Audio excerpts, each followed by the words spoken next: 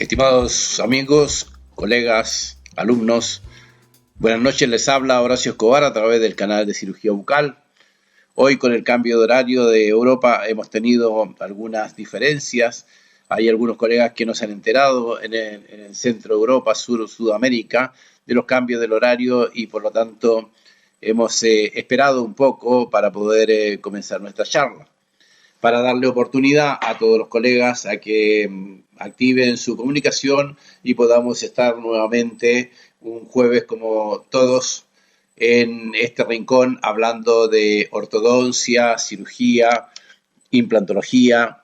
Los lunes a cargo del doctor Olmes, los días jueves bajo mi responsabilidad y con algunos invitados. Espero que hayáis tenido una muy buena Semana Santa. Yo lo he disfrutado mucho con mi familia, con mis hijos. Hemos estado en la playa disfrutando de unos días fantásticos en las Islas Canarias. No es el Caribe, pero bueno, por lo menos algo es algo. Ese estuvo muy bien, tuvimos unas vacaciones fantásticas y espero que vosotros también hayáis disfrutado muchísimo de estos días de descanso. Es el intermedio del semestre para poder llegar a las vacaciones de verano con energía, con las pilas puestas, y espero que ustedes lo hayan disfrutado como yo. Les doy las gracias por estar detrás de esta pantalla. Espero que la charla de esta noche les resulte entretenida. Vamos a hablar sobre un tema que es bastante complejo porque la diversidad de las etiologías que conlleva la mordida abierta es infinita y por lo tanto es muy difícil poder clasificar correctamente esta anomalía. Sin embargo, vamos a hacer un abordaje desde el punto de vista de la etiología, ya sea como pretratamiento, como tratamiento ortopédico, como problemas en la fase de crecimiento y desarrollo y principalmente en la fase de paciente adulto con problemas de mordida abierta. Espero que tengáis una buena recepción de la señal. Estoy mirando a ver si Julio me da alguna señal, ya lo tenemos todo controlado. Espero que todos vosotros tengáis ahora una buena recepción. Vamos a ir entonces, ya que hemos perdido unos minutos magníficos, vamos a irnos rápidamente a abordar nuestro tema a través de esta presentación que les he preparado para esta noche. Vamos a ver, nos cambiamos de pantalla, nos vamos a ir ahora a la pantalla de la presentación y espero que podáis disfrutar esta noche de esta charla, ¿vale? Vamos a hablar de este tema entonces de la mordida abierta. Todos saben, todos conocen, todos han tenido alguna experiencia clínica en pacientes de diferentes edades, en diferentes etapas de crecimiento y desarrollo y en pacientes adultos con esta alteración. Todos sabemos, podemos definir perfectamente lo que es un problema de mordida abierta, el overbite negativo, y que esta es una ausencia de contacto de las piezas anteriores, porque vamos a hablar básicamente de la mordida abierta anterior, y que según el compromiso que mantenga, que refleje esta alteración, puede afectar a la dentición y a los rebordes alveolares, o puede afectar a la dentición, a los rebordes alveolares y también al esqueleto, ¿vale? De modo que es una alteración que tiene una sintomatología, o más bien una evidencia clínica muy espectacular y que altera a las diferentes funciones en forma significativa, ¿vale? Vamos entonces a avanzar. Les presento aquí algunas imágenes de diferentes estadios de crecimiento y desarrollo del paciente y también en el paciente adulto, donde el abordaje terapéutico será completamente diferente. Por ejemplo, en la primera imagen tenemos un paciente en dentición temporal con una mordida abierta que, por supuesto, tendrá algún factor etiológico como un hábito, ¿vale? Porque en esta edad, en estos pacientes, las alteraciones de mordida abierta están básicamente controladas, dirigidas o afectadas por problemas de hábito. Luego tenemos un paciente en dentición mixta, donde también tenemos una mordida abierta, también con un factor etiológico basado en problemas de hábito. Y luego tenemos en las imágenes inferiores ya problemas de mordidas abiertas con carácter estructural, donde la dirección de crecimiento de la mandíbula y también la dirección de crecimiento del maxilar, pues fueron generando algunos problemas severos en el overbite anterior, ¿vale? Tenemos, por ejemplo, en la última imagen, aquí tenemos un problema con un paciente con problema vertical, un paciente con problema transversal y con problemas sagitales. Es un paciente de clase 3, muy severo, y que tiene problemas desde desde los 3 puntos de vista, ¿vale? Vertical, sagital y transversal. Me vais a disculpar esta noche, porque como los que ya me conocéis no les va a extrañar absolutamente nada. Estoy, por supuesto, con gripe, con alergia, con alguna cuestión, algún síntoma de catarro, y por lo tanto me van a ver frecuentemente en esta situación de andar con mis Kleenex intentando mantener la higiene, ¿vale? Disculparme un minuto. Ya me conocéis, ya sabéis cómo soy, así que tampoco me preocupa mucho esta cuestión. Lo primero que vamos a hacer entonces es buscar una forma de clasificar esta alteración, esta mordida abierta anterior, que puede afectar solamente a la dentición y a los rebordes alveolares, o puede afectar a la dentición, a los rebordes alveolares y a las estructuras esqueléticas, ¿vale? Son diferentes estructuras, diferentes zonas, diferentes áreas afectadas y por lo tanto se dividen en forma grosera en este tipo de clasificación, dento alveolar o estructural, ¿vale? También se le llama falsas o verdaderas y por lo tanto hay unas clasificaciones en este sentido, pero que siempre están basadas, regidas, dirigidas en función de las estructuras que afecten. Obviamente, en la etiología de las mordidas abiertas están en primer lugar los hábitos, también problemas de respiración, problemas de hipertrofia de los tejidos linfáticos, también tenemos las obstrucciones de las vías nasales o las funciones anormales de la lengua y de la musculatura perioral. También las posturas pueden provocar alteraciones de crecimiento y desarrollo, tanto en el maxilar superior como en la mandíbula, en la dirección de los vectores de crecimiento. Las alteraciones del tamaño de la lengua o alteraciones en el crecimiento y desarrollo de los maxilares, discrepancias dentoesqueléticas posterior-anteriores, en problemas de trauma, discapacidades mentales, en fin, hay una serie, como les decía, una serie de factores etiológicos que pueden, a veces, varios tipos de alteraciones en conjunto, pueden generar o pueden ser responsables de este tipo de alteraciones de las mordidas abiertas.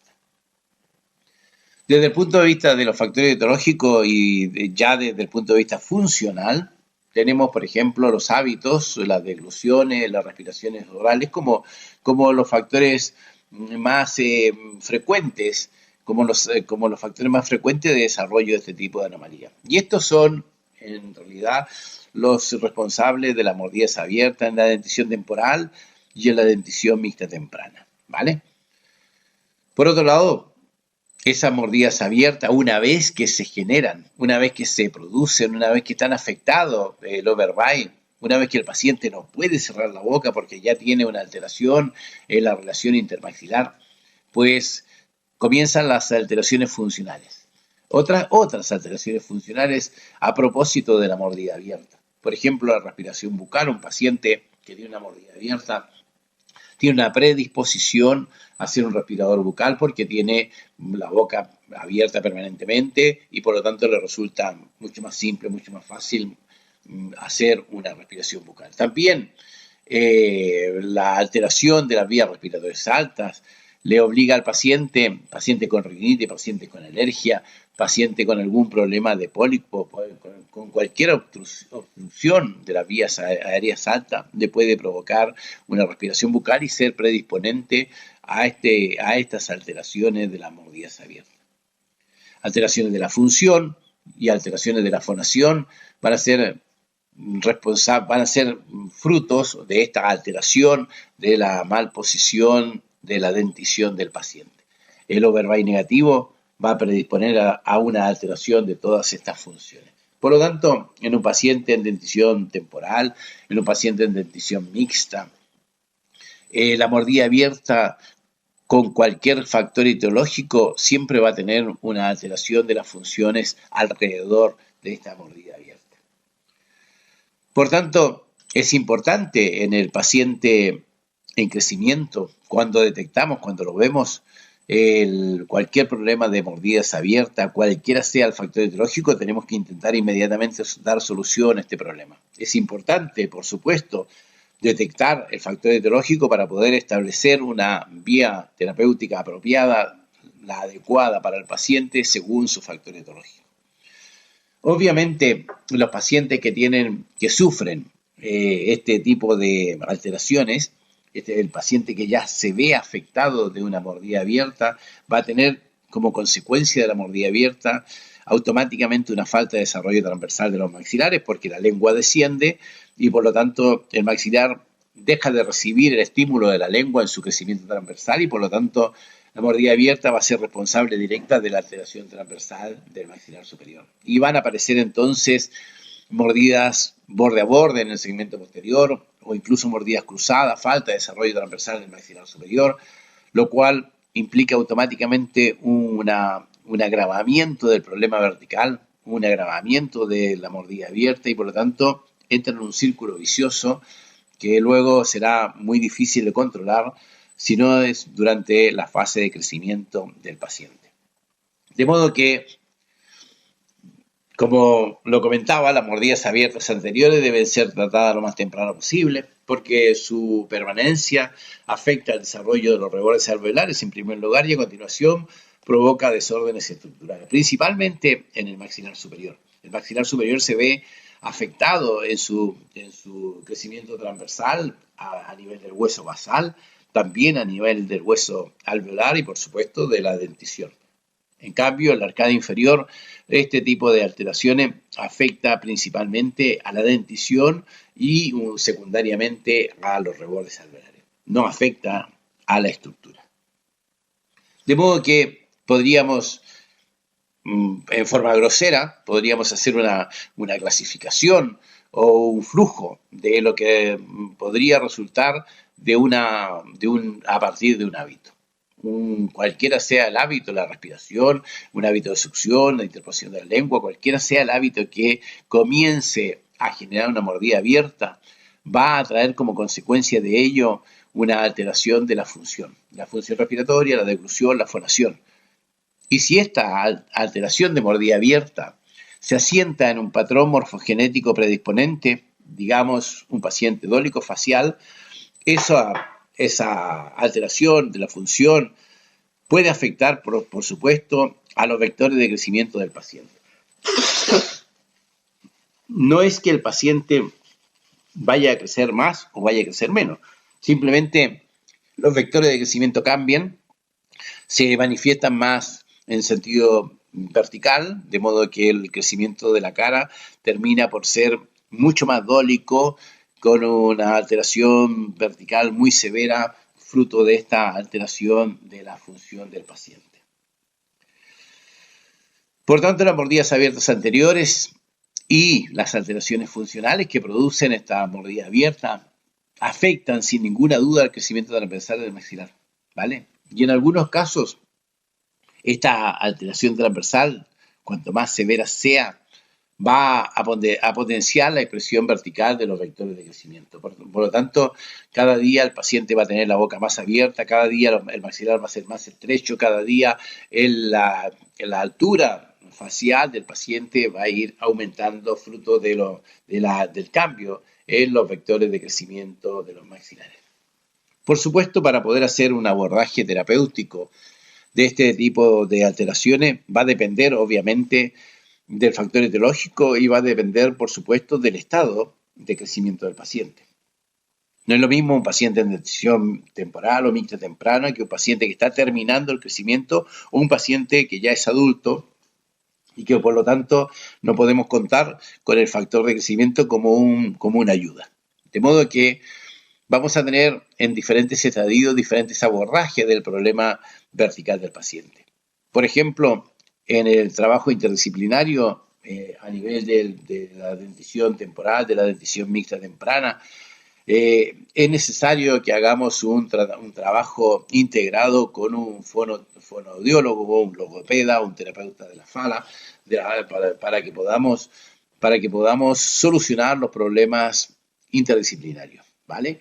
Nosotros nos vamos a encargar de la eliminación del hábito, nosotros nos vamos a encargar de la corrección dento alveolar y también de la corrección transversal esquelética si fuese preciso, y el logopeda, el fisioterapeuta o el encargado de, de la de la rehabilitación, de la fonación del paciente y de la posición de la lengua, va a trabajar en esta parte. Principalmente en la rehabilitación de la posición lingual, principalmente en la corrección de la fonación y, por supuesto, muy importante, en la postura y en la posición en el cierre labial.